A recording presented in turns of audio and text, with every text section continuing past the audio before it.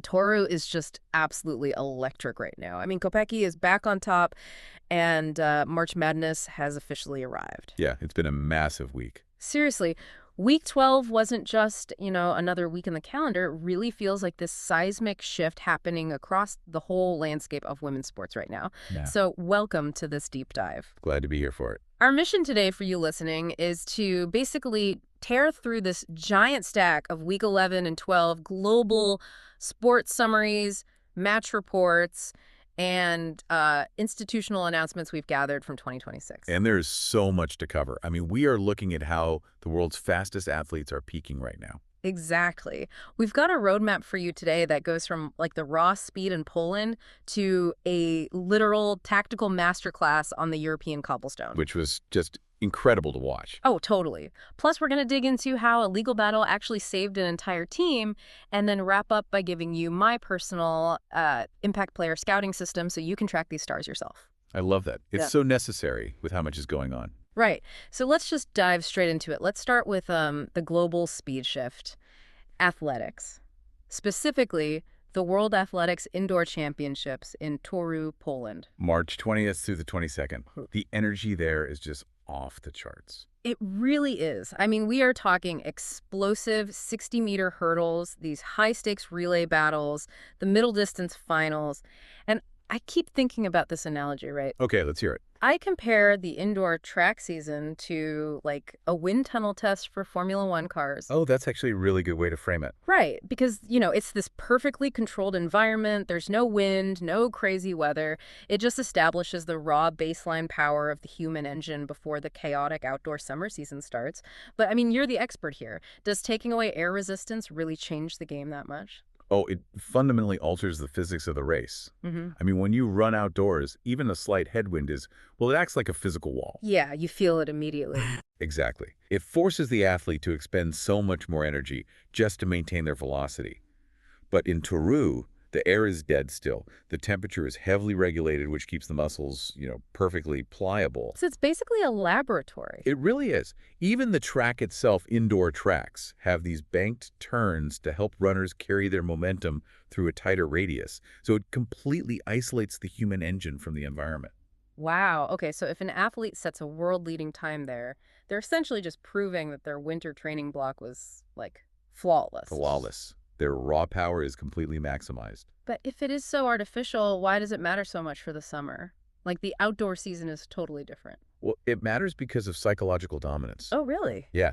Take the 60-meter hurdles, right? It's this violent, explosive event where the margins of victory are measured in, like, hundredths of a second. If you dominate in Toruń, you secure this extreme psychological momentum. So it's a mind game. Totally. Every time you line up on the blocks outdoors this summer, your competitors already know your baseline engine is faster. I mean, they saw the wind tunnel data. They know they are already playing catch-up before the gun even goes off. That is intense. And actually, at the exact same time, we saw the complete opposite of this controlled environment happening too. Oh, you mean the cross country? Yeah, the FICE World University Championships cross country.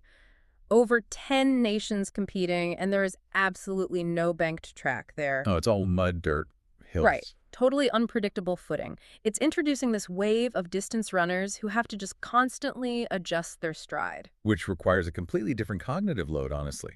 Running on a tuned indoor track lets your brain focus purely on output. But cross-country, You're just trying not to fall over. basically, your brain has to calculate risk and traction with literally every single step. That transition from pure output to constant risk calculation it actually leads perfectly to the cobblestones. Oh, yes. The cycling classics. Yeah, let's move from the sterile speed in Poland to the unpredictable, bone-rattling speed of the European cobblestones. We have to talk about Lotte Kopecky at the 2026 Nokia course. Her performance was just a definitive statement, her first big one of the year. She didn't just win it, she delivered a tactical clinic. The sources describe this incredibly brutal race environment, like massive late race crashes completely disrupting the pack. Bikes tangled everywhere. Right. Riders going down, the whole peloton just shattering. And in the middle of all this chaos, Kopecky finds this perfect window and unleashes this crazy late acceleration. But, okay, help me out here. Is winning a cobbled classic really about having, like, supercomputer brain to process the chaos, or does she just push more watts than everyone else? Well, raw power is completely useless if you get caught behind a crash. Fair point. To understand her advantage, you really have to look at the physics of a cobbled road. Cobblestones aren't just bumpy, they actively bleed momentum from the bike. Wait, how so? Because every time the tire hits a ridge in the stone, it sends this massive vibration up through the frame, straight into the rider's body. And that causes muscular fatigue. Oh, so you're just getting beaten up by the road. Exactly. Plus, the constant bouncing means the tire is momentarily losing contact with the ground, which means you lose traction and forward drive. So the road is literally fighting you. Constantly. And then you add the aerodynamic penalty. Usually, if you draft behind another rider, you save like 30% of your energy. Right, sitting in the slipstream. But if you follow too closely on cobblestones, and the rider in front of you hits a bad rock and goes down. You crash right into him. Yep, and your race is over. So that supercomputer brain you mentioned, it's extreme spatial awareness. Kopecky is calculating the risk of every single wheel she follows. So she's anticipating the crashes before they happen. Exactly. Based on the road surface, wind direction, how fatigued the riders around her are looking. Wow. So she is doing complex geometry at 40 miles an hour while her vision is literally shaking from the rocks. Yeah, and she has clinical patience. Elite cyclists talk about having a finite number of matches they can burn during a race. Like energy bursts. Right. Every sharp acceleration burns a match. Kopecky saved her absolute final match for the exact fraction of a second when the pack was in maximum disarray. That is just brilliant. So Kopecky showed how one veteran can manipulate a chaotic field. But shifting gears for a second, when we look at team sports and collegiate leagues right now, the gap between those dominant veterans and the challengers is closing so fast. It really is. The parity is everywhere. Yeah, let's talk about parity on the pitch and the court. Looking at the League of Ireland Women's Premier Division, opening weekend gave us a massive reality check. The defending champions, Athlone Town, got held to a draw right out of the gate. Which no one expected. Right. And meanwhile, Shelburne FC comes out swinging with a 2-0 win, and Shamrock Rovers grabbed a convincing victory too. And we're seeing the exact same thing in NCAA tennis. Totally. Carly Rue is taking down top-ranked opponents to win Conference Player of the Week. The Kaiser Seahawks are sitting at a perfect 9-0. Even Harvard is on a 5-match tear. The landscape is completely shifting. But wait, let me push back on this a little bit. When we see a defending champion get held to a draw, or underdogs going on these massive streaks, my first thought isn't always parity. Sometimes I just think, well, the traditional elites got lazy in the offseason. I could see why you think that. Right. So is the baseline of the sport actually leveling up, or did the top teams just drop the ball? No, it's definitely the baseline leveling up. And it really comes down to the democratization of sports science and analytics. Okay, unpack that a bit. So years ago, a top-tier collegiate tennis program or a defending soccer champion, they could kind of coast through the early season because they had exclusive access to advanced nutrition, specialized coaching, tactical data. So they just had more money and resources. Exactly. The disparity was huge. The challenger team simply didn't know how to train at that elite level. But now they do. They absolutely do. Global investment in youth academies means the talent pool is vastly deeper everywhere. And, more importantly, the data is everywhere now. Oh, like video review and stuff? Yeah. An underdog tennis player today has access to software that maps exactly where a defending champion is going to serve on a break point. Wow. A challenger soccer club in Ireland knows the exact passing tendencies of the defending champions. They all have the same biomechanical tracking now. So the element of surprise is just gone. Completely gone. The underdogs aren't really underdogs anymore. They are just highly optimized challengers. So when a defending champion draws on opening weekend, it isn't a sign of decline. It just proves the challenger arrived with a perfectly calibrated game plan. That makes a lot of sense. There are just no easy wins anymore. None. Which is thrilling for a regular season. I mean, parity is great for the fans. Yeah. But eventually, you hit the postseason. And parity gets ruthlessly eliminated. Exactly. Until only one team or athlete is left standing. Which brings us to the blade and the bracket. Let's talk about these historic NCAA championships and the high-stakes tournament seedings from Week 12. The pressure cooker, basically. Yeah. Over in South Bend, history was made. The Notre Dame women's fencing team just secured their first ever women-only national title. What a moment for that program. Right. And the standout performance was Eszter Muhari. In the individual epi final, she finished with a staggering 13-1 shutout score. Which is almost mathematically incomprehensible in fencing. I want to get into why that is in a second, but it perfectly mirrors what is happening in basketball right now. The North Carolina Tar Heels just secured another 4 seed for March Madness. The intensity just shifted from, regular season pacing to purely win or go home. Right, the margin for error drops to 0. Exactly. One bad possession and you're out. So connect those two for me. How does a basketball bracket relate to Muhari's 13-1 fencing final? It all comes down to the concept of sustained cognitive load. Okay, break that down for someone listening who has never, held an epee before. Why is holding an elite opponent to a single point so difficult? Well, in the AP discipline, the entire body is a valid target area. Wow, literally everything. Everything, from the top of the mask all the way down to the toe of the shoe. So the defensive threat matrix is just enormous. Every single time you step into distance, you are risking a touch. That sounds incredibly stressful. It is. A fencing bout is basically a series of high-speed physical conversations. You feint, they react, you parry, they disengage. To hold a national final caliber opponent to a single point means you didn't just move faster than them. You completely dismantled their decision-making process. So it's that exact same zero-margin mentality of a basketball tournament, but sustained over every single rapid-fire physical exchange. Precisely. One wrong lunge, one slight miscalculation of distance, and the opponent connects. Muhari had to process the distance, the timing, the bleed work perfectly 13 separate times. While her legs are probably just burning with lactic acid. Oh, the physical exhaustion of advancing and retreating on that strip is intense. But the mental fatigue of never allowing a single lapse in judgment, that's what makes 13-1 historic. She played a perfect mental bracket. She really did. But, here's the thing we often forget as fans watching from the couch. Those high-stakes, highlight reel moments. Muhari's perfect lunges, Kopecky's spatial geometry, the Tar Heels stepping onto the court. They don't happen in a vacuum. No, they require a massive foundation. Right, an actual legal right to play that sometimes has to be, fiercely protected off the field. So let's get into the equity win, because these institutional victories we saw this week are securing the future of these sports. This is a really important shift in the conversation. Yeah. So at Marshall University, there were serious plans to just cut the women's swimming program. Budget cuts were on the table, and the team was almost deleted. Just gone. But the athletes didn't fold. According to the reports, they applied legal pressure, specifically citing Title IX, and they forced the university to reverse those plans. The team is safe. It's a huge victory for them. It is. And meanwhile, over at the University of Michigan, they just announced a brand new $100 million indoor multi-sport and soccer complex. A massive investment. Totally.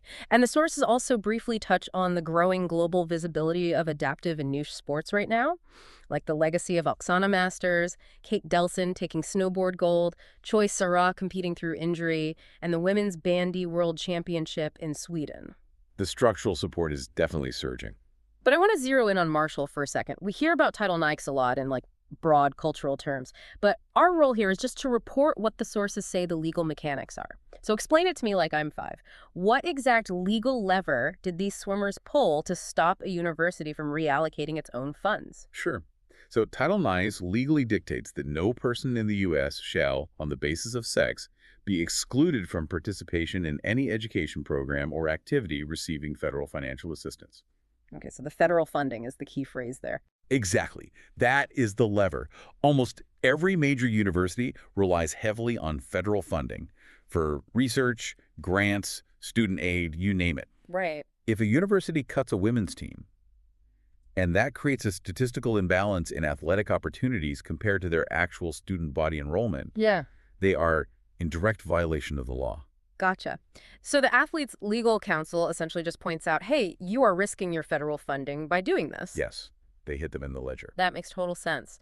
But to connect it back, why does this matter to the casual fan watching a game on TV? Because these off-field victories are the actual engine driving the on-field records we were just talking about. Yeah. Think about the psychological toll on those swimmers at Marshall before the reversal. Oh, man. Yeah. How can you focus on the minute biomechanics of shaving tenths of a second off your butterfly stroke when you are actively worried your team won't exist next semester? You can. Your cognitive load is entirely consumed by just existential anxiety about your program. Exactly. High performance requires psychological safety. When athletes have to expend their energy fighting legal battles for their right to simply exist, it bleeds into their training. But when the law protects them, that immense energy is redirected back into the pool. And I guess the exact same logic applies to infrastructure, right? Like that $100 million facility at Michigan. Absolutely. When you build a facility like that, you are removing friction. You are telling the athletes you don't have to worry about fighting for practice time on a frozen subpar field. We are giving you a climate-controlled environment to optimize your baseline. Right. And that level of capital investment is what allows athletes to focus purely on the tactical brilliance of a Kopecky or the explosive speed of those sprinters in Poland. The boardroom victories literally build the stage for the athletic masterclasses. The entire ecosystem is deeply interconnected. It really is. So, okay, what does this all mean for you, the listener, right now? We have so much data coming out of this weekend. Poland, Ireland, the cobblestones in Belgium, college courts. It is so easy to just get lost in the noise and just see a blur of highlights. You need a way to filter it all. Exactly. So let's build a filter. We are translating all these insights into a practical impact player scouting system for you to use while you watch sports this weekend. Step 1. Let's hear it. Step 1. Look for the Kopecky tactical brain. When you watch a cycling race or a soccer match, don't just follow the ball or the person at the absolute front. Broaden your vision. Watch who is actively avoiding the chaos. Who is conserving their matches? Yes, who is positioning themselves 2 steps ahead of the crash. Step 2, track the Muhari and Ru disruptors. In any matchup, look for the athlete who has the clinical precision to shut down a seasoned veteran. Because we know the talent pool is deeper than ever now. Exactly, so ask yourself, what specific tactic is the underdog using to dismantle the champion's decision-making? And finally, step 3. Note the infrastructure context. When you watch a team, ask yourself what it actually took for them to get to that start line. Who had to fight for their program's survival, like Marshall? Right. What is the story behind their facility? Does doing this actually change the viewing experience for someone on the couch? Oh, completely. Yeah. It turns passive consumption into active analysis. You aren't just watching people run fast or score points anymore. You are watching real-time problem solving. Yeah, that's a great way to put it. You're seeing the application of biomechanics, the execution of legal rights, the resilience of the mind under pressure. It engages your brain in a much more satisfying way. And frankly, the athletes deserve an audience that understands the nuances of what they are achieving. You basically become an engaged analyst of human potential. Well, let's bring this all together. We have covered an incredible amount of ground today. We started with the raw F1 wind tunnel speed in Toruń, Poland, where athletes isolated their engines to lay down psychological blueprints. Then we moved to the brutal European cobblestones. Breaking down the physics of vibration and drafting to show why Kopecky's spatial awareness is just as vital as her legs. We watched the democratization of data create massive parity across soccer pitches in Ireland and college tennis courts. And we examined the staggering cognitive load required for Eszter Muhari's fencing shutout. Which perfectly mirrored the zero-margin intensity of March Madness. And we traced it all back to the legal levers of Title IX at Marshall and the massive investments at Michigan, proving that psychological safety is the true foundation of athletic performance. It's a lot to process, but it's all connected. It is. Which leaves me with one final kind of provocative thought for you to mull over. We just saw a 13-1 national fencing shutout. We are seeing 9-0 undefeated streaks in tennis. Unprecedented stuff. Right. And we are looking at $100 million facility investments and fierce legal protections, keeping entire rosters alive. If this intense legal pressure, this massive capital, and this level of athletic perfection are just the new baseline for women's sports, what does the absolute ceiling look like by 2030? Oh, the evolution is moving so fast. Will the indoor track records being set this very week look like slow motion in just a few years? They honestly might. If the baseline is leveling up this fast, the ceiling might be completely out of sight. Keep your eyes open for those impact players in the week ahead. Apply that scouting workflow. Because Toruń is electric, Kopecky is back, and the madness has officially arrived. Thank you for joining us on this Sleep Dive. Catch you next time.